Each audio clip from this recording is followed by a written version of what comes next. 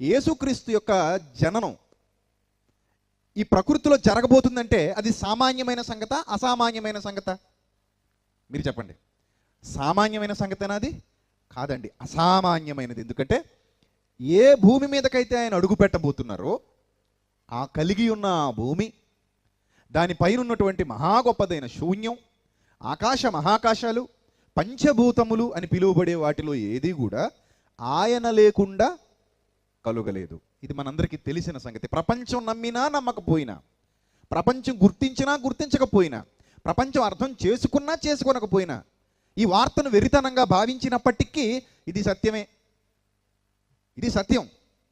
ఏ భూమి మీదకైతే ఆయన అడుగు పెట్టబోతున్నారో ఆ భూమి ఆయన కలిగించిన భూమి. ఏ ఆకాశం క్రిందికైతే ఆయన రాబోతున్నారో ఆ ఆకాశం ఆయన కలిగించినటువంటి ఆకాశం. ఈ పంచభూతాలలో ఏది కూడా ఆయన కలిగించకుండా కలిగినది కాదు. అదే వాక్యం మనకు చెప్పింది. కలిగి ఉన్నదేది ఆయన లేకుండా కలుగలేదు అని ఖచ్చితంగా చెప్పింది. రైట్. ఇప్పుడు ఆ మహనీయుడు ఈ నేల మీదకి రాబోతున్నారు. చాలామంది పుట్టారండి, మనము పుట్టాం, చాలామంది పుట్టారు. ఎవరు పుట్టినా ఈ ప్రకృతికి అంత ఇది లేదు, అంతే కదా? ఎవరు పుడితే మాత్రం ఈ ప్రకృతికి అంత ఆనందం, ఈ ప్రకృతికి అంత సంతోషం. ఓనర్ వస్తే అప్పుడు సంతోషం, క్రియేటర్ వస్తే అప్పుడు సంతోషం, క్రియేటర్ వస్తే అప్పుడు ఆనందం. మనం ఎంతమంది వస్తే ఏముంది చెప్పండి? మామూలే, షరా మామూలు. రోజుకు వందలాది వేలాది లక్షలాది మంది వస్తూ ఉన్నారు, పోతూ ఉన్నారు. అలా మొదలుకొని ఎందరో వచ్చారు, ఎందరో పోయారు. ఎన్నో పుట్టినరోజులు, ఎన్నో చావు రోజులు. మనకు తెలియంది ఏముంది? ప్రతిరోజు కొన్ని కోట్ల పుట్టినరోజులు జరుగుతుంటాయి, ప్రతిరోజు కొన్ని కోట్ల చావు రోజులు జరుగుతుంటాయి. ఇది షరామామూలే, ఈ జగత్తులో షరామామూలే. ప్రతి డేట్లో పుట్టుకలు ఉంటాయి, చావులు ఉంటాయి. ప్రతి డేట్లో పుట్టుకలు చావులు, పుట్టుకలు చావులు. ఏ పుట్టుకకు ఈ భూమి మీద అంత ప్రాధాన్యత ఉంది, ఏ మరణానికి ఈ భూమి మీద అంత ప్రాధాన్యత ఉందంటే మీరు గట్టిగా అర్థం చేసుకోవాలి, ఖచ్చితంగా అర్థం చేసుకోవాలి. యేసుక్రీస్తు పుట్టుకున్న ప్రాధాన్యత ఈ భూమి మీద మరి ఏ పుట్టుకకు లేదు. యేసుక్రీస్తు మరణానికి ఉన్న ప్రాధాన్యత ఈ భూమి మీద మరి ఏ మరణానికి లేదు.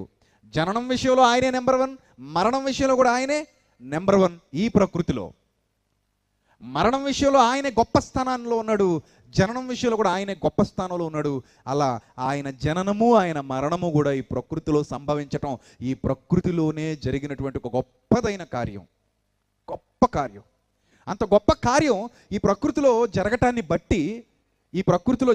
బట్టి అంతకు ముందే వ్రాయబడిన లేఖనాలు, అంతకు ముందే ఇవ్వబడినటువంటి యూదులకు ఇవ్వబడినటువంటి ధర్మశాస్త్రం, ఇజ్రాయిల్లో ఉన్నటువంటి యూదులకు ఆ కాలమానంలో ప్రవక్తల ద్వారా ఇవ్వబడినటువంటి ఆ ధర్మశాస్త్రంలో చెప్పబడినటువంటి సంగతులు ఏమనంటే, కన్యక గర్భవతి కాబోతుంది, ఒక కన్య గర్భవతి కాబోతుంది, కన్య గర్భవతి కుమారుని కంటుంది అనగానే ఈ రోజున చాలామంది శాస్త్రవేత్తలు, సైన్స్ పండితులు ఏమంటున్నారు తెలుసా?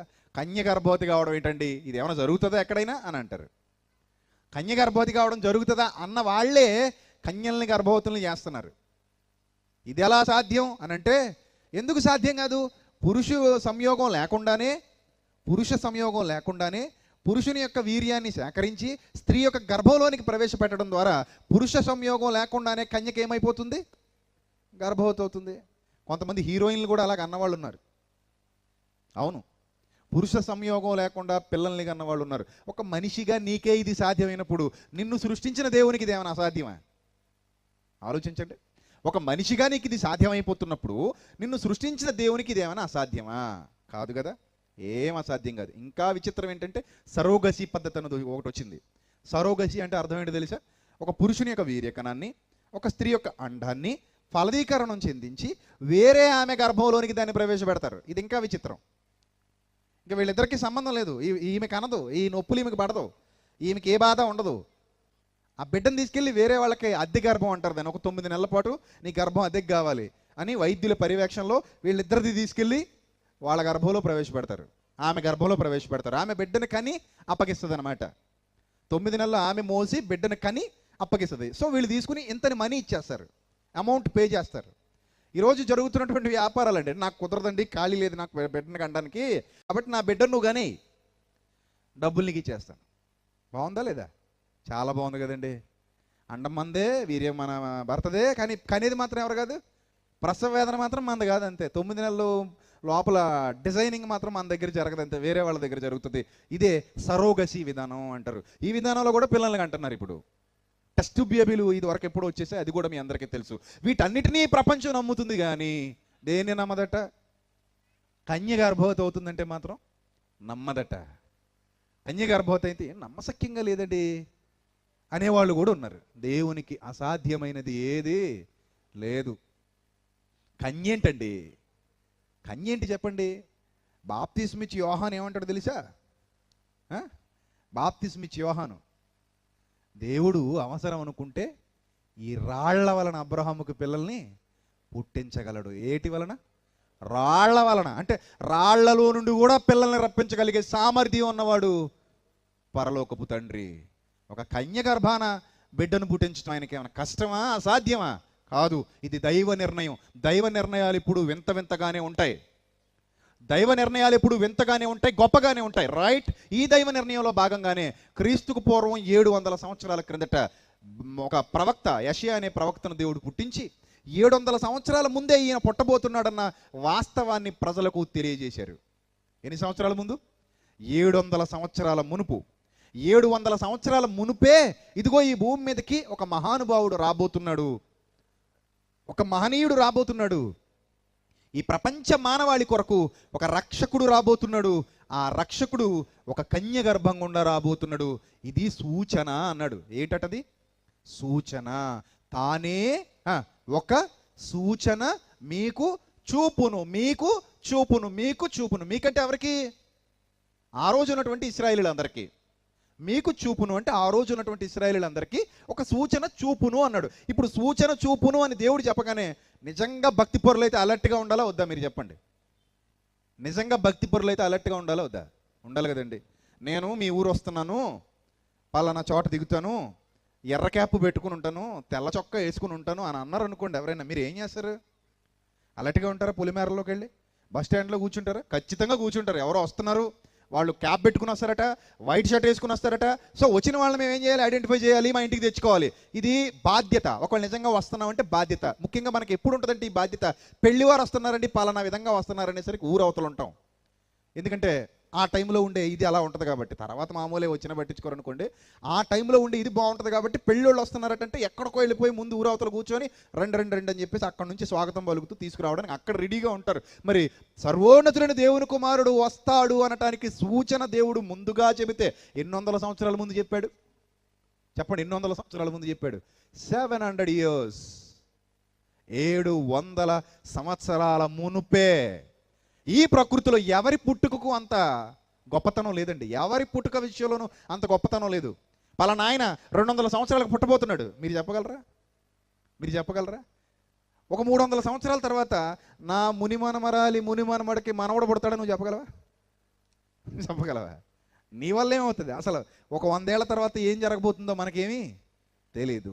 కానీ 700 సంవత్సరాల మునుపే, 700 సంవత్సరాల తర్వాత ఈ భూమి మీద అడుగు పెట్టబోయే ఒక మహా గొప్ప శక్తిని కూర్చినటువంటి ప్రవచనం వ్రాయబడింది అని అంటే అది సామాన్యమైన సంగతిగా ఎలా అనుకోవాలి? అది సామాన్యమైన సంగతిని ఎలా అనుకోవాలి? చాలా గొప్ప సంగతి. 700 ఏళ్ల మునిపే చెప్పబడుతున్న మాట. ఈ భూమి మీదకి ఒక మహనీయుడు రాబోతున్నాడు. ఇది మీకు సూచన. ఏంటి సూచన అంటే కన్య కనబోతుంది. కన్య కనబోతుందయ్యా, సూచన ఇది. ఒక కన్య కనబోతుంది.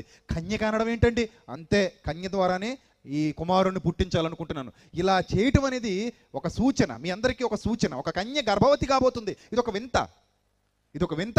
ఆ వింతలో జరగబోతున్నటువంటి సరికొత్త సర్వోన్నతుని జననం ఇది ముందుగా ప్రకటింపబడింది. ముందుగా ప్రకటింపబడితే ఎవరైనా జాగ్రత్త వహించాలా వద్దా అని ఆలోచిస్తే ప్రియులారా, ఎవరికే జాగ్రత్త లేదండి. ఎవ్వరు కూడా ఎదురు చూడలేదండి. ఎవ్వరు కూడా ఆలోచించలేదండి. ఎవ్వరు అర్థం చేసుకునే ప్రయత్నమూ చేయలేదండి. అసలు ఆయన రాబోతున్నాడట, మనం ఎలా ఆయన ఆహ్వానించాలి, ఏ విధంగా ఆహ్వానించాలి, ఈ విధమైన ఆలోచనలు కూడా ఎవ్వరికీ లేవు. ఏదో దేవుడు రాయించాడులే, మనం చదువుకున్నాంలే, అది నిజమో అబద్ధమో ఎవరికి తెలుసులే అన్నట్టుగా వాళ్ళ బ్రతుకులు ఉన్నాయి. అంటే నిర్లక్ష్య వైఖరి అంటారు దీన్నే. ఏ వైఖరి? నిర్లక్ష్య వైఖరి. అంటే దేవుని మాటను ఖాతరు చేయని మనస్తత్వం, దేవుని మాటల్ని లక్ష్య పెట్టని మనస్తత్వం, దేవుని మాటల్ని సరిగా పట్టించుకొనని మనస్తత్వం. ఈ మనస్తత్వం వాళ్ళలో ఉంది ప్రియులారా. ఆ ఇశ్రాయేలీయులందరిలో ఉంది. కనుకనే వాళ్ళు క్రీస్తు రాబోతున్నారన్న వాస్తవాన్ని అస్సలు పట్టించుకోలేదు, అస్సలు ఆయన కోసం ఎదురు చూడలేదు, అసలు ఆయన్ని పట్టించుకోలేదు. ఆ ఉద్దేశాలు కూడా ఎవరిలోనూ లేవు. కానీ ఒక విషయం వాళ్ళకి తెలుసు, శాస్త్రులకి పరిచయాలు కూడా తెలిసిన విషయం ఏంటో తెలుసా? బెత్లెహేములో ఆయన పుడతాడు అనే వాస్తవం అందరికీ తెలుసు.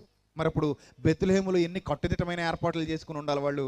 కన్యక ఎవరు గర్భవతి, ఎక్కడ కుమారుడిని ప్రసవిస్తుందా అని ప్రసవించిన ప్రతి కుమారుడి లెక్క తీసుకుంటూ ఈ కుమారుడా, ఇదిగో మొన్న ఎవరో ఒక గర్భవతి అయిందట, ఆమె కుమారుడా, లేకపోతే ఇక్కడ ఎవరో ప్రసవించిందట, ఈమె కుమారుడా, ఇంకొక ఆమె ఎవరో ప్రసవించిందట, ఆమె కుమారుడా. ఎంత అవేర్నెస్ ఉండాలా వద్దా? దేవుడు చెప్పాడు కదండి, ఖచ్చితంగా చెప్పాడు. ఎక్కడని చెప్పాడు? బెత్లెహేము ఎఫ్రాతా, బెత్లెహేములోనే ఆయన పుట్టబోతున్నాడు అని చెప్పినప్పుడు, ఆ కన్యక నేరుగా బెత్లెహేములోనే ప్రసవించబోతుంది అని చెప్పినప్పుడు బెత్లెహేములో ఎంత అవేర్నెస్ ఉండాలి తెలుసా? ఆయన రాబోతున్నాడు. ఎవరు రాబోతున్నారు? సర్వలోకాన్ని సృష్టించిన మహనీయుడు రాబోతున్నాడు. ఎంత అవేర్నెస్ ఉండాలి, ఎంత ఘనస్వాగతం పలకాలి. కానీ ఎవరికి అవేర్నెస్ లేదు. బెత్లెహేములో బోలెడంతమంది పుడుతున్నారు. ఏముందిలేండి అనుకున్నారు. అంతేగాని ఆయన పుట్టుకను గురించి సమగ్రమైన అవగాహన కలిగి ఆ లేఖనాల మీద దృష్టి నిలిపి ఆయన పుట్టబోతున్నాడన్న వాస్తవాల కోసం ఎదురు చూసిన వాళ్ళంటూ ఎవ్వరూ ఇశ్రాయేలు జాతిలో లేకుండా పోయారు ప్రియులారా. ఎవ్వరూ లేరు. అంటే వాళ్ళకి ఎందుకు ఆ విధమైన మనస్తత్వం వచ్చేసిందంటే, చులకన స్వభావం. ధర్మశాస్త్రం మాది, లేఖనాలు మావి. ఏమైనా చెప్పాలనుకుంటే దేవుడే చెప్తాడు. ఆ పుట్టాడని ఆయనే చెప్తాడులే, పుట్టిస్తానని చెప్పినోడే పుట్టాడని కూడా చెప్తాడులే, చెప్పినప్పుడు చూద్దాంలే. ఇది వాళ్ళ యొక్క ఉద్దేశం, వాళ్ళ యొక్క ఆలోచన. కానీ ప్రియులారా, ఇక్కడే ఒక అమూల్యమైన సందర్భాన్ని మనం గ్రహించగలిగితే, తూర్పు దేశపు జ్ఞానులు ఎవరైతే ఉన్నారో వాళ్ళు ధర్మశాస్త్రాన్ని బట్టి, అప్పటికే ధర్మశాస్త్రం అన్యజనుల చేతుల్లోకి కూడా వెళ్ళింది. అన్యజనుల పరిపాలనలోనికి ఇశ్రాయేలీయులు, యూదులు వెళ్ళారు. అన్యజనుల చేతుల్లో కూడా కొన్ని ధర్మశాస్త్ర సంగతులు వెళ్ళటం, అన్యజనులు కూడా ఈ యూద మతాన్ని అవలంబించడం, ఇలాంటి సంఘటనలు కొన్ని ఆ పూర్వకాలంలోనే జరిగాయి ప్రియులారా. అలాంటి పరిస్థితుల్లో ఈ తూర్పు దేశంలో ఉన్నటువంటి జ్ఞానులకి యేసుక్రీస్తు ప్రభువారి జననం జరిగింది అన్న వాస్తవం తెలిసింది. తూర్పు దేశంలో ఉన్న జ్ఞానులకి యేసుక్రీస్తు ప్రభువారి జననం జరిగింది అన్న వాస్తవం తెలిసింది. ఏది? ఇశ్రాయేలు జాతిలో ఎవ్వరికీ తెలియలా. మరి ఎవరికి తెలిసింది? చెప్పండి. ఎక్కడో తూర్పు దేశపు జ్ఞానులకు తెలిసింది, కానీ ఇక్కడ ఇజ్రాయేల్లో ఉన్న వాళ్ళకి మాత్రం ఎవరికి తెలియలా. బెత్లెహేములో ఉన్న వాళ్ళు మాత్రం ఎవరు పట్టించుకోలా. ఏమండి? ఎవరికీ అర్థం కాల. కానీ ఎక్కడో ఉన్నవారు ఆయన నక్షత్రము చూచి అంటాడు. అంటే ఆయన పుట్టగానే ఒక విచిత్రమైన నక్షత్రం వెలిసింది. ఆ విచిత్రమైన నక్షత్రాన్ని ఎవరు చూశారు? జ్ఞానులు చూశారు. జ్ఞానులు గుర్తించారు, ఆ నక్షత్రాన్ని గుర్తించారు. కానీ చాలామంది ఆ నక్షత్రాన్ని ఏం చేయలేకపోయారు? గుర్తించలేకపోయారు. ఇదంతా కూడా ధర్మశాస్త్రాన్ని బట్టే వాళ్ళ జీవితాల్లో జరిగింది ప్రియులారా. వాళ్ళు దేవుని మీద ఆధారపడ్డారు, దేవుని మాటలను ఆలోచిస్తున్నారు, దేవుని మీద దృష్టి నిలిపారు, దేవుని యొక్క ప్రత్యక్షతను తెలుసుకుంటున్నారు. అంటే ఆయన మీదే కాన్సన్ట్రేషన్ చేశారు. అందుకే దేవుడు వాళ్ళ పేర్లు చెప్పలేదు, కానీ ఏమని చెప్తున్నాడు వాళ్ళ గురించి? జ్ఞానులు అని చెప్తున్నాడు. పలానా సుబ్బారావు, అప్పారావు, వెంకట్రావు అని అనట్లేదు. వాళ్ళకి పేర్లు ఉంటాయి కదా, వాళ్ళ అమ్మానాన్నలు పెట్టిన పేర్లు ఉంటాయి, కానీ ఆ పేర్లు చెప్పట్లా. ఏమంటున్నాడు వాళ్ళ గురించి? జ్ఞానులు అని మనకు పరిచయం చేస్తున్నాడు. ఎందుకు జ్ఞానులు అని మనకు పరిచయం చేస్తున్నాడు? వాళ్ళు యేసుక్రీస్తును గుర్తించారు కాబట్టి దేవుడి దృష్టిలో ఏమయ్యారు? జ్ఞానులయ్యారు. నిజంగా లేఖనాలు చేతిలో ఉన్న యేసుక్రీస్తును గుర్తించలేని అజ్ఞానులు ఆ యోదయలో, ఆ యెరూషలేములో, ఆ బెత్లెహేము ప్రాంతాల్లో బ్రతుకుతూ ఉన్నారు ప్రియులారా. నిజంగా యేసును గుర్తించలేని అజ్ఞానులు వీళ్ళు. ఎక్కడో తూర్పు దేశంలో ఉండి యేసును గుర్తించిన జ్ఞానులు వీళ్ళు. ఇప్పుడు తొందరగా అందరూ వచ్చేసారు. ఎవరెవరు వచ్చేసారు యేసు ప్రభు దగ్గరికి? చెప్పండి, ఎవరెవరు వచ్చారు? జ్ఞానులు వచ్చారు, ఆ తర్వాత గొర్రెల కాపరులు వచ్చారు. వాళ్ళందరూ కలిసి యేసుక్రీస్తుని ఆరాధించారు. ఇది మనకు తెలిసినటువంటి సంగతి. బైబిల్ విషయంలో మనం ఎంత పొరబడుతున్నామో ఇక్కడే అర్థం చేసుకోవాలి ప్రియులారా. యేసు పుట్టగానే వచ్చింది గొర్రెల కాపరులు. యేసు పుట్టగానే వచ్చింది ఎవరు? గొర్రెల కాపరులు. యేసు పుట్టాక 2 సంవత్సరాల తర్వాత వచ్చింది జ్ఞానులు. అర్థమవుతుందా మీకు? యేసు పుట్టాక ఎన్ని సంవత్సరాలకు వచ్చారు ఇంచుమించుగా జ్ఞానులు? సుమారు 2 సంవత్సరాలు పట్టిందండి జ్ఞానులు రావడానికి. ఏదో ఎక్కడెక్కడ ఉండడానికి వెంటనే వచ్చేయడానికి మనకులాగా ఏమైనా ఫ్లైట్ ఎక్కి మళ్ళీ 17వ తారీఖున వెళ్ళిపోవడం అనుకున్నారా? 17వ తారీఖు వచ్చి 25వ తారీఖు వెళ్ళిపోవడం అనుకున్నారు ఇజ్రాయేల్కి. ఏముందండి మన వాళ్ళందరూ మొత్తం దిగుతారని అని చెప్తున్నాడు ఇందాకన్నా. ఈ సిచ్యువేషన్లో మన వాళ్ళు మొత్తం దింపుతారండి, మొత్తం దిగుతారు, ఇక్కడికి వచ్చేస్తారు ఇజ్రాయేల్ నుంచి. ఎక్కడెక్కడ ఉన్న వాళ్ళు అందరూ కూడా కలుసుకోవాలి, ఇది ఒక కట్టుబాటు. సో అందరూ వచ్చేస్తారు, మళ్ళీ ఇది అయిపోగానే అందరూ వెళ్ళిపోతారు. అంత ఈజీ అండి ఇప్పుడు వెళ్ళిపోవడం రావడం? అప్పుడు అంత ఈజీగా చెప్పండి? ఒక ప్రాంతం నుంచి మరో ప్రాంతానికి వెళ్ళాలంటే ఫ్లైట్ ఎక్కి ఒక రోజులోనో ఒక పూటలోనో మనం వచ్చేస్తున్నాం. మరి ఆ రోజుల్లో అలా కుదురుతుందా? కుదరదండి. మహా అయితే ఒంటెలు ఉన్నాయి, లేకపోతే గుర్రాలు ఉన్నాయి. వీటి మీద ఏదో ప్రయాణం చేసుకుంటూ వెళ్ళాలి తప్ప ఈజీగా టక్ టక్ టక్ మనం వచ్చేయడానికి లేదు. అయితే కాలినడకన ప్రయాణం చేయాలి, లేకపోతే ఒంటెలు ఎక్కాలి, లేకపోతే గుర్రాలు ఎక్కాలి, అంతేనా? లేకపోతే గాడిదలు ఎక్కాలి. ఏమండి? ఆ సిచ్యువేషన్లో సుమారు 2 సంవత్సరాల కాలం పట్టింది ప్రియులారా జ్ఞానులు రావడానికి. జ్ఞానులు వచ్చింది బెత్లెహేముకు కాదండి. మనం చాలా పొరపడతామండి వాక్యం చదివేటప్పుడు. జ్ఞానులు వచ్చింది బెత్లెహేముకు కాదు, బెత్లెహేముకు వచ్చింది గొర్రెల కాపరులు. జ్ఞానులు వచ్చింది ఎక్కడికో తెలుసా? నజరేతుకి. అరే ఇది ఎలా సాధ్యం అని మీరు అనుకుంటున్నారా? ఎస్, జ్ఞానులు వచ్చి యేసును చూసింది నజరేతులో. ముందు వాళ్ళు నేరుగా దావీదు కుమారుడు రాజు పుట్టాడు, రాజు పుట్టాడంటే ఎక్కడ పుడతాడు? రాజు కుటుంబంలో పుడతాడు అని ఎక్కడికి వెళ్ళిపోయారు? హేరోద్ దగ్గరికి వెళ్ళిపోయాడు. వాడు బాగా కన్నింగ్. ఓ రాజు పుట్టాడా, నాకంటే గొప్ప రాజు పుట్టాడా, అయితే ఇప్పుడు ఈ రాజుని చంపించేయాలి అనుకున్నాడు. మెల్లిగా మీరు కనుక్కుని మాకు చెప్పండి అయ్యా, ఆ రాజు ఎక్కడున్నాడో మీరు కనుక్కుని మాకు చెప్పండి, మీరు కనుక్కుని మాకు చెప్తే దాన్ని బట్టి నేను కూడా అతన్ని పూజిస్తాను అని అబద్ధాలు చెప్పాడు. అప్పుడు ఇంతకీ ఎక్కడ పుట్టాడో వీళ్ళకి తెలీదు. ఈ జ్ఞానులకు కూడా ఏ ప్లేసో పర్టికులర్గా తెలియదు, కానీ పుట్టాడన్న సంగతి మాత్రం వాళ్ళకి అర్థమైంది. అప్పుడు ఈ యోధ మత పెద్దల్ని అందరినీ కబురు పెట్టారు. అప్పుడు వాళ్ళు హడావిడిగా గ్రంథాలు పట్టుకుని వచ్చారు. ఇక్కడ అప్పటి వరకు అవేర్నెస్ లేదు ఎవరికి. ఏది ఈ జ్ఞానులు వచ్చి చెబితే తప్ప ఎవరికీ అవేర్నెస్ లేదు. కంగారుగా పుస్తకాలు పట్టుకొచ్చి ఎక్కడ పుట్టాడని వెతకడం ప్రారంభిస్తే అప్పుడు లేఖనాలు గుర్తు చేస్తున్నారు. ఎక్కడ పుట్టును? మత్తయి సువార్త 2:4 మత్తయి సువార్త 2:4.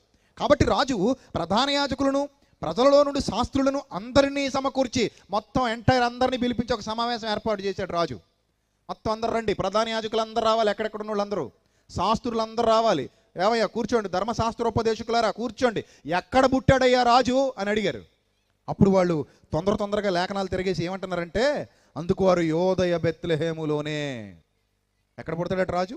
యోదయ బెత్లెహేములోనే. ఎలయనగా నీవు యోదయ దేశపు బెత్లెహేమా, నీవు యోధా ప్రధానులలో ఎంత మాత్రము అల్పమైన దానవు కావు.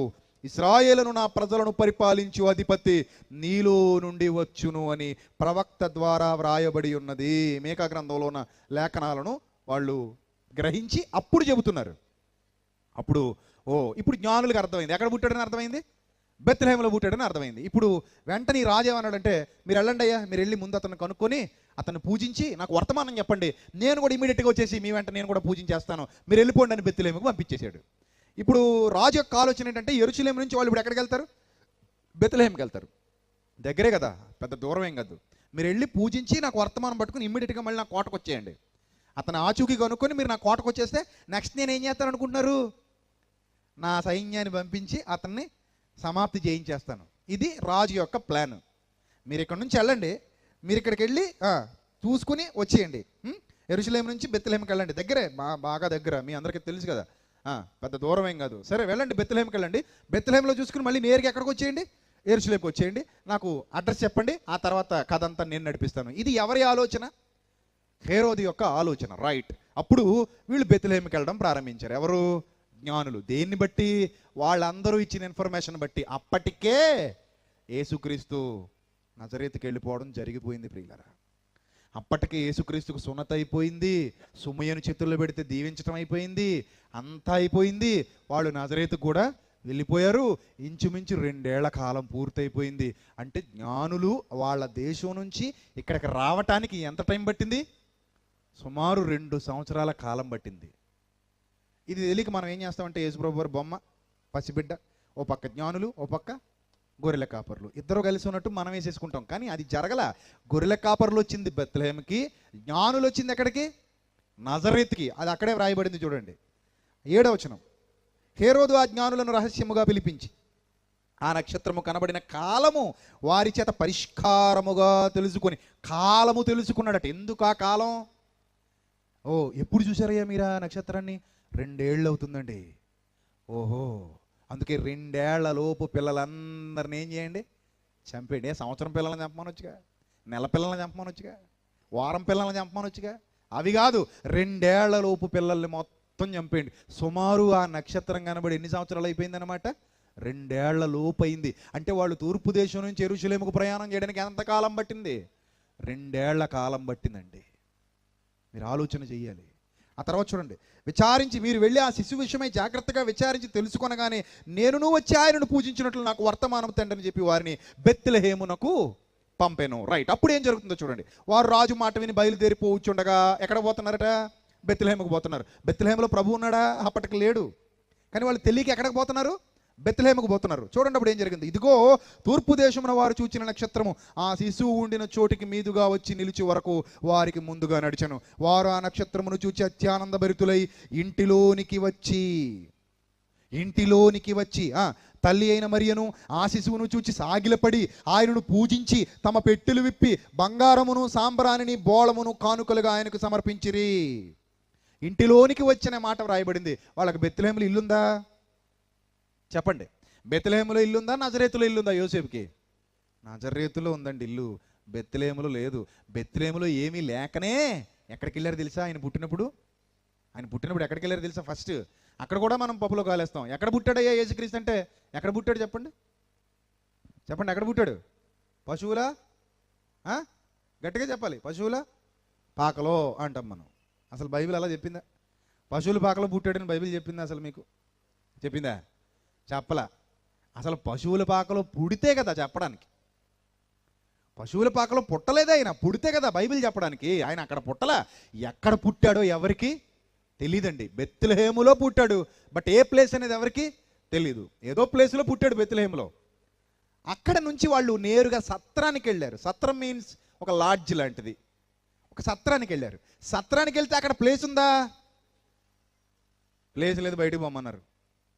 ప్లేస్ లేదే, బయటకు పో. అలా కాదండి, ఇందాకనే డెలివరీ అయ్యింది, బాలింత పచ్చి బాలింత, దయచేసి అర్థం చేసుకోండి. ఏదో ఒక మూల చిన్న ప్లేస్ ఇవ్వండి. యోసేపు బతిమలాడుతున్నాడు. No no no no no.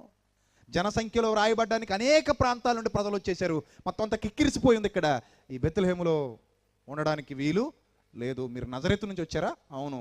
అయితే ఇక్కడ సత్రంలో మీకు చోటు లేదు. ఇల్లు ఎక్కడుంది వాళ్ళకి? అక్కడ ఏం లేదు. సత్రంలో మీకు చోటు లేదు. సత్రంలో చోటు కావాలండి. లేదు, బయటికి పోండి. జాలి లేదు, దయ లేదు, కనికరం లేదు, బయటికి సాగనంపారు. ఇది పసిబిడ్డని చూసి. ఇంతకా బిడ్డ ఎవరో వీళ్ళకి తెలుసా? సత్రంలో చోటు లేదు అంటున్నారు.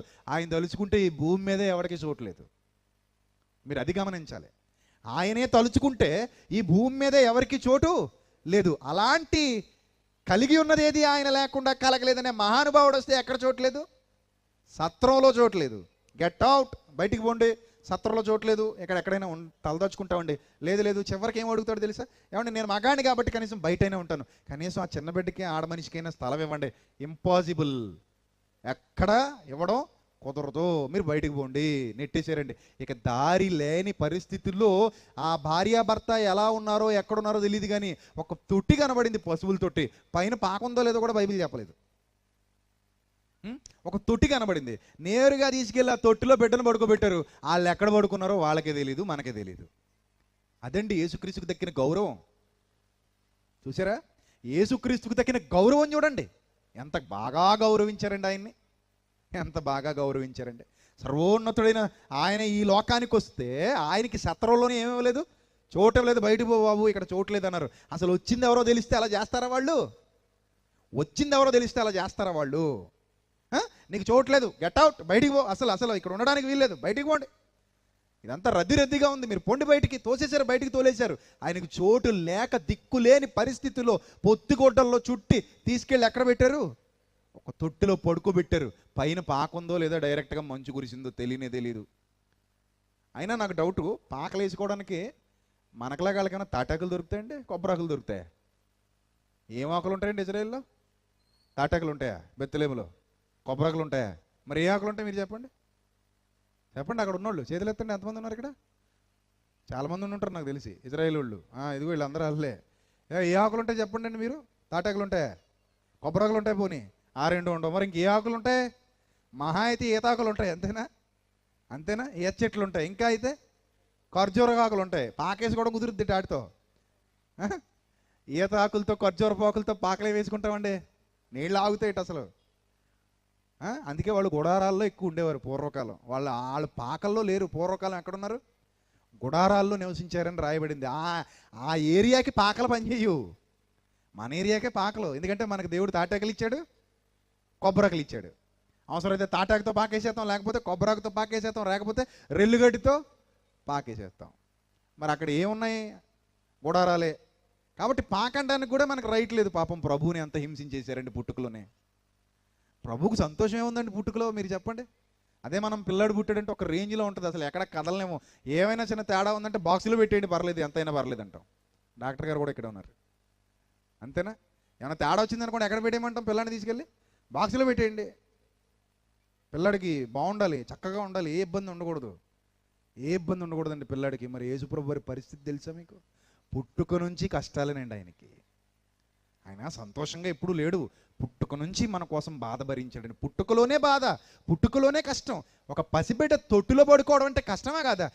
ఎంత తగ్గించేశారండి ఆయన స్థాయిని వాళ్ళు, ఎంత తగ్గించేశారండి. ఇంతకు ఆయన స్థాయి తగ్గించింది ఎవరండి? పరాయి వాళ్ళ? ఆయన స్థాయి తగ్గించింది ఎవరు? పరాయి వాళ్ళ కాదు. నా ప్రజలని ఎవరి గురించి అయితే చెప్పుకున్నాడో ఆ దౌర్భాగ్యులే. ఈ బెత్లెహేములో ఉన్న వాళ్ళందరూ యూదులే. ఒక్కడు కూడా చోటు లేదండి ఆయనకి. కనీసం కనికరం లేని దుర్మార్గులు. సత్రంలో చోట్లేదు, బయటికి పోమంటే ఆ పచ్చి బాలింత బిడ్డను పట్టుకుని బయటికి పోయింది. ఎక్కడా చోటు దొరకపోయేసరికి ఆ తొట్టిలో పరుండబెట్టింది. ఆ తొట్టిలో పరుండబెట్టిన తర్వాత ఈ గొర్రెల కాపర్లు వచ్చారు. తర్వాత 2 ఏళ్లకి ఎవరు వచ్చారు? జ్ఞానులు వచ్చారు. ఇంటిలోనికి వచ్చారు వాళ్ళు. ఇక్కడ ఇల్లు లేదు వాళ్ళకి, వాళ్ళు ఇంటిలోనికి వచ్చారు. ఇక్కడ మీరు జాగ్రత్తగా సందర్భాలను పరిశీలన చేయగలిగితే ఎక్కడో ఉన్న అన్యజనులకి ఆయన అర్థమయ్యాడు, ఎక్కడో తూర్పు దేశంలో ఉన్న జ్ఞానులకి ఆయన అర్థమయ్యాడు. ఆయన పుట్టుక అర్థమైంది, ఆయన గొప్పతనం అర్థమైంది. ఆయన గురించి వెతుక్కుంటూ వెతుక్కుంటూ వెతుక్కుంటూ వెతుక్కుంటూ ఆయన పట్టుకోవాలని ఒక పట్టుదలతో వచ్చారు. ఒక కఠినమైన దీక్షను చేబూనారు. అలాగే వచ్చారు, వాళ్ళు సాధించారు. దేవుడు వాళ్ళకి మార్గం చూపించాడు. కానీ ఏ యూదుల జాతిలో అయితే యేసుక్రీస్తు పుట్టాడో, యూదుల రాజు అని పిలువబడ్డాడు, ఆ యూదులు మాత్రం ఆయన గుర్తించలేకపోయారు. ఆ యూదులు మాత్రం ఆయన పుట్టుకను గ్రహించలేకపోయారు. ఆ యూదులు మాత్రం ఆయన్ని గౌరవించలేకపోయారు. కనీసం గౌరవించలేకపోయారు. ఆయన పుట్టుకలో ఇదిగో ఆయన వాళ్ళ దగ్గరకు తీసుకొని రాబడ్డాడు, పొత్తిగుడ్డలతో చుట్టబడి. ఆయన వాళ్ళ యొద్దకు తీసుకొని రాబడ్డాడు. తీసుకొని వచ్చినప్పుడైనా కనీసం విలువనివ్వలేదు. కనీసం ఆయన గుర్తుపట్టలేకపోయారు. ఏదో ఒక సామాన్యమైన పసిబిడ్డగా భావించారు. ఈ సామాన్యమైన పసిబిడ్డ సామాన్యమైన ఇల్లాలుగా భావించారు. పొండి బయటికి అన్నారు. వాళ్ళ స్వార్థాన్ని ప్రదర్శించారు. కనీసం అక్కడ జాలి లేదు, వాళ్ళ దగ్గర దయ లేదు. ఆయనకు జరిగిన సత్కారం అది, పుట్టుకలో యేసుక్రీస్తుకు జరిగిన సత్కారం. ప్రియులరా, ఈరోజు కూడా ఒక విషయాన్ని మీరు జాగ్రత్తగా గమనించాలి. ఆయన పుట్టుకలో ఆయనకు విలువ లేకుండా చేసేశారు. ఆయన మరణంలో కూడా ఆయనకు విలువ లేకుండా చేసేసారు. ఏమైనా మరణం ఏమైనా విలువగా జరిగిందా? మీరు చెప్పండి. మరణం ఏమైనా విలువగా జరిగిందా యేసుక్రీస్తుకి? అది విలువైన మరణం అది వాళ్ళ దృష్టిలో కాదండి. ఒక బందిపోటు దొంగను, ఒక నేరస్తుణ్ణి ఎలా అయితే కిరాతకంగా హత్య చేసి చంపుతారో ఆ విధంగా ఈడ్చుకుంటూ వెళ్ళి, గుద్దుకుంటూ వెళ్ళి, ఉమ్ములోచుకుంటూ, పిడిగుద్దులు గుద్దుకుంటూ, తల చుట్టూ మొండ్ల కిరీటం అల్లుకుంటూ ఎంత అవమానపరిచి చంపారండి ఆయన్ని. పుట్టుకలోనూ ఆయనకి ఏమీ లేదు, గౌరవం దక్కలేదు. మరణంలోనూ ఆయనకి ఏం దక్కలేదు, గౌరవం దక్కలేదు. ప్రియులరా, ఆ బాధ ఆయనకి లేదండి. పుట్టుకలో గౌరవం దక్కలేదు, బాధ లేదు ఆయనకి. మరణంలో గౌరవం దక్కలేదు, బాధ లేదు ఆయనకి. కానీ ప్రియులరా, ఆయన ఎవరి కోసమైతే పుట్టాడో, ఎవరి కొరకైతే మరణించాడో, వాళ్ళ హృదయాలలో నేటికి ఆయనకి గౌరవం దక్కట్లేదు. అది నా యేసుక్రీస్తుకు అసలైన బాధ. అర్థం చేసుకోవాలి. రాత్రి పుట్టుకలో గౌరవం దక్కలేనందుకు యేసుక్రీస్తుకు బాధ లేదు. ఆయన ఆ బాధ భరించడానికి ముందుగా సిద్ధపడే ఈ లోకానికి వచ్చాడు. మరణంలోనూ గౌరవం దక్కలేదు, ఆయనకు బాధ లేదు. పిడిగుద్దులు గుద్దారు, అవమానపరిచారు. గుద్ది యేసు నిన్ను గుద్దిన వాడెవడో ప్రవచింపు అన్నారు. ఆయనను గొలుగొతా కొండ మీద సిలువ వేస్తూ ఉన్నప్పుడు, సిలువ వేసి ఆయన బాధ అనుభవిస్తున్నప్పుడు తలలూచుచూ వీడు ఇతరులను రక్షించను, వీడిని వీడు రక్షించుకొనలేడని కించపరిచి మాట్లాడారు. బాధ లేదు ఆయనకి, భరిస్తున్నాడు. బాధ లేదు ఆయనకి. ఆయన మీద ఉమ్మి వేసినప్పుడు బాధ లేదు. దాహం అవుతుందంటే లేఖనాలను అర్థం చేసుకోకుండా చేదైన చిరకను నోట్లో పోసినప్పుడు బాధ లేదు. ఆయన వస్త్రాలు అందరి ఎదుట విప్పేసి దిగంబరిగా ఆయనను నిలువబెట్టి ఆ వస్త్రాలకు చీట్లేసి పంచుకున్నప్పుడు ఆయనకు బాధ లేదు. ఈడ్చుకుంటూ వెళ్ళిపోయారు. సుమారు 6 తీర్పులు, ఒక్క రాత్రిలో 6 తీర్పులు. అన్ని తీర్పులు ఎదుట నిలబెట్టినప్పుడు ఆయనకు బాధ లేదు. ఆయనకు బాధ లేదు. కొడుతున్నప్పుడు బాధపడలేదు, హింసిస్తున్నప్పుడు బాధపడలేదు, పక్కలో బళ్ళంతో పొడుస్తున్నప్పుడు బాధపడలేదు. ఆయన మరణం ఆయనకు సత్కారంగా జరగలేదు. ఆయన జననం కూడా ఆయనకు గౌరవంగా జరగలేదు. ప్రవక్తలకు దక్కిన గౌరవం కూడా ఆయనకు దక్కలేదండి. నిజమండి, ప్రవక్తలకు దక్కిన గౌరవం దక్కలేదండి. ఆయన సమాధి కూడా అరిమత యోసేపు వెళ్ళి అడుక్కుంటే తప్ప దిక్కులేదు ఆయన సమాధికి. అరిమత యోసేపు వెళ్ళి అడుక్కున్నాడా లేదా? పిలాతు దగ్గరికి వెళ్ళి బాబు నాకు ఇప్పించండి, ఆయన దేహాన్ని నాకు ఇప్పించండి బాబు ప్లీజ్ అని అడుక్కున్నాడు, ప్రాధేయపడ్డాడు. అప్పుడు పిలాతు సరేలే తీసుకెళ్ళు. అలా దక్కింది. ఆ సమాధి కూడా ఆయనకి అలా వచ్చింది. లేకపోతే ఆయనకి అసలు ఆ సమాధి కూడా లేదు. సరైన సత్కారం లేని మరణం అండి మన యేసుక్రీస్తుది. సరైన గౌరవం లేని జననం అండి మన యేసుక్రీస్తుది. జననంలోనూ గౌరవం లేదు, మరణంలోనూ ఆయనకు గౌరవం లేదు. అంత గౌరవాన్ని కోల్పోవాల్సిన పరిస్థితి ఎందుకండి ఆయనకి? అంత హీనమైన పరిస్థితి ఎందుకండి ఆయనకి? అంత ఘనహీనమైన పరిస్థితి ఎందుకండి ఆయనకి? నీ కోసం, నా కోసం, ఈ ప్రపంచ పాపులందరి కోసం, పాపులలో ప్రధానులమైన మనందరి కోసం ఆయన అంత తగ్గించుకున్నాడు. తన గౌరవాన్ని కోల్పోయాడు. హీన దశకు వెళ్ళిపోయాడు. హీన దశ, అంతకంటే హీన దశ మరొకటి ఉండదు. ఎవరి జననమైనా కొంతైనా గౌరవంగానే జరుగుతుంది, గౌరవం దక్కుతుంది. ఎవరి మరణంలో అయినా కనీసం గౌరవం దక్కుతుంది. చచ్చిపోయాక ఆయన కొంచెం గౌరవం దక్కుతుంది. ఆయనకి ఏం దక్కలేదండి. అసలు సర్వ సృష్టికర్తకు ఈ భూమి ఇచ్చిన గౌరవం, సర్వ సృష్టికర్తకు ఈ లోకం ఇచ్చిన గౌరవం, సర్వ సృష్టికర్తని ఈ లోకం పూజించిన విధానం చూడండి ఎంత అసహ్యంగా ఉందో, ఎంత అసహ్యంగా ఉందో. ఎక్కడ ఆయన సరిగా పట్టించుకోలేదు, ఎక్కడ ఆయనకి సరిగా విలువనివ్వలేదు, ఎక్కడ ఆయన సరిగా ఆరాధించలేదు, ఎక్కడ ఆయన సరిగా అర్థం చేసుకోలేదు. ఎవ్వరూ ఆయన్ను కొనియాడలేదు. ఆ జ్ఞానులు తప్ప, ఆ గొర్రెల కాపరులు తప్ప, ఈ గొర్రెల కాపరులు తప్ప, ఆ జ్ఞానులు తప్ప ఇంక ఎవరిలోనూ ఆయన మీద ప్రేమ భావన లేదండి. ఎవరిలోనూ ఆయన గౌరవించాలన్న ఆలోచన లేదు. ఎవ్వరూ ఆయన అర్థం చేసుకోలేదు. అయినా ఆయన బాధ పడనే పడలేదు. కానీ ఒక వాస్తవాన్ని రాత్రి మీకు చెబుతున్నాను ప్రియులారా, జాగ్రత్తగా ఆలోచించండి. ఆయన పుట్టింది దేనికోసమో మనకు అర్థం కానప్పుడు, ఆయన ఎందుకు పుట్టాడో మనకు అర్థం కానప్పుడు, ఆయన ఎందుకు మరణించాడో మనకు అర్థం కానప్పుడు, నేటికి మన విషయంలో ఆయనకు గౌరవం దక్కట్లేనట్టే లెక్క. అర్థం చేసుకోండి. యేసు పుట్టాడు, నువ్వు కేక్ కట్ చేసినందువల్ల ఆయన ఆనందపడ్డు. యేసు పుట్టాడు, నువ్వు కొత్త బట్టలు కట్టుకుంటే ఆయన ఆనందపడ్డు. యేసు పుట్టాడు, నువ్వు కోట్లు ఖర్చు పెట్టి పండగ చేయి, ఆయన ఆనందపడ్డు. యేసు పుట్టాడు, నువ్వు విలువైన గిఫ్ట్లు ఇవ్వు, ఆనందపడ్డు. నువ్వు ఏం చేసి ఆయన ఆనంద పెట్టగలవు అది ఆలోచించాలి. నువ్వు ఏం చేసి ఆయన ఆనంద పెట్టగలవు? ఏం చేయగలవు? ఏం చేస్తే ఆయనకు ఆనందం కలుగుతుంది? ఏం చేసి నా ప్రభువు నేను సంతోషపెట్టగలను అని మనం ఆలోచించినప్పుడు ప్రియులరా, పిలాతు ముందు ఆయన చెప్పిన మాట ఒక్కసారి ఆలోచన చేస్తే ఆయన ఎందుకు వచ్చారో, మనం ఏం చేయాలో మనకి ఈజీగా అర్థమవుతుంది. మనం ఆయన్ని గౌరవిస్తున్నామో లేదో, లేక ఆయన బాధించే గుంపులోనే నేటికి ఉన్నామో ఈజీగా అర్థమవుతుంది. ఒక్కసారి చూద్దాం ప్రియులారా, యోహాను సువార్త 18వ అధ్యాయము 37వ వచనం. దయచేసి అందరూ బైబిల్ చూడాలి. ఏమని వ్రాయబడిందో జాగ్రత్తగా చూడాలి. ఏమని వ్రాయబడింది అక్కడ? అందుకు పిలాతు, నువ్వు రాజువా, నువ్వు రాజువా అని అడిగితే ఆయన అంటున్నారు, ఎస్ నేను రాజునే, నీవన్నట్టే నేను రాజునే. సత్యమును గూర్చి సాక్ష్యమిచ్చుటకు నేను పుట్టి తిని. సత్యము అనగా వాక్యము, వాక్యము అనగా పరలోకము నుండి భూమి మీదకి దిగి వచ్చిన దేవుని మాట. దాని గురించి ఏమిచ్చుటకు నేను పుట్టి తిని, ఏమిచ్చుటకు నేను పుట్టి తిని, సాక్ష్యం ఇచ్చుటకు పుట్టి తిని. మరి మీరు కూడా ఎలా ఉండాలి? ఆయన అడుగు జాడల్లో నడవాలి అంటే అదే వాక్యమును గురించి మనము కూడా ఏం చేయాలి? సాక్ష్యం ఇవ్వాలి. వాక్యమును గురించి సాక్ష్యం ఇవ్వడం అంటే అర్థం ఏంటో తెలుసా? వాక్యంలో ఉన్నదానిని సమాజానికి ఉన్నతంగా ఉపదేశించటం, అట్ ద సేమ్ టైం దాని ప్రకారంగా మనం కూడా మన తప్పు దిద్దుకొని నడుచుకోవటం. ఇది దేవుడు మన నుంచి కోరుతున్నాడు. వాక్యాన్ని ప్రకటించటం, మనందరి పాపాలని కడుక్కుని, మనందరి తప్పుల్ని దిద్దుకొని ఆ వాక్య ప్రకారంగా ప్రవర్తించటం. ఇది సత్యమును గూర్చి నువ్విచ్చే సాక్ష్యం. సత్యమును గురించి ఆయన సాక్ష్యం ఇవ్వడానికి పుట్టాడు. ఆయనలో పుట్టిన నువ్వు కూడా అదే సత్యాన్ని గురించి ఏమి ఇవ్వాలి? సాక్ష్యం ఇవ్వాలి. ఆ సత్యాన్ని ఆకాశమంత ఎత్తులో చూపించాలి. ఆ సత్యాన్ని సర్వలోకానికి ఉపదేశించాలి. అందుకే మీరు సర్వ సృష్టికి వెళ్ళండి, సర్వలోకానికి ఈ సువార్తను అనగా ఈ వాక్యమును ప్రకటించండి అన్నాడు. ప్రకటించాలి అంటే ముందు మనం కూడా దాన్ని ఏం చేయాలి? పాటించాలి. ముందు మన బ్రతుకుల్లోకి వాక్యాన్ని తెచ్చుకోవాలి, తర్వాత ఇతరుల బ్రతుకుల్లోనికి వాక్యాన్ని తీసుకుని వెళ్ళాలి. ముందు మన తప్పులు మనం దేవుడి దగ్గర ఒప్పుకుని విడిచిపెట్టాలి. తర్వాత ఇతరులను కూడా ఆ మార్గంలో నడిపించాలి. ముందు మనల్ని మనం దిద్దుకోవాలి, ఆ తర్వాత ఇతరులను కూడా దిద్దే ప్రయత్నం చేయాలి. ఇది మనందరి బాధ్యత. ఎవ్వడూ నీతిమంతుడు కాదు, అందరూ పాపము చేసిన వారే, పాపము చేత పట్టబడిన వారే. అందుకే అందరి కొరకు ఎవరు వచ్చారు? పరలోకం నుంచి మహానుభావుడు భూమి మీదకి దిగి వచ్చాడు. ఈరోజు ఆయన మనతో నేరుగా చెబుతున్న మాట ఏంటో తెలుసా? సత్యమును గూర్చి సాక్ష్యం ఇచ్చుటకు నేను పుట్టితిని, నీవు పుట్టితివా? ఇది ప్రశ్న. సత్యమును గూర్చి సాక్ష్యం ఇచ్చుటకు నేను పుట్టితిని, నీవు పుట్టితివా? నీవు పుట్టితివా? నీవు పుట్టలేదా? సత్యమును గూర్చి సాక్ష్యం ఇచ్చుటకు నీవు పుట్టలేదా? క్రీస్తులో జన్మించావంటే అర్థం ఏంటో తెలుసా? క్రీస్తులో జన్మించావంటే అర్థం ఏంటో తెలుసా? నువ్వు కూడా సత్యానికి సాక్షివే. క్రీస్తులో జన్మించావంటే నువ్వేంటి, నేనేంటి, మనమందరం కూడా సత్యానికి సాక్షులమే. సత్యానికి సాక్షులం కానప్పుడు మనం అసలు క్రీస్తులో జన్మించనే లేదు. అది గమనించాలి. సత్యమునకు సాక్ష్యం ఇచ్చుటకు నేను పుట్టితిని, ఇందు నిమిత్తమే ఈ లోకమునకు వచ్చి తిని. ఎంత సూటిగా, ఎంత స్పష్టంగా ఆయన మాటలు ఉన్నాయో మీరు గమనించాలి ప్రియులారా.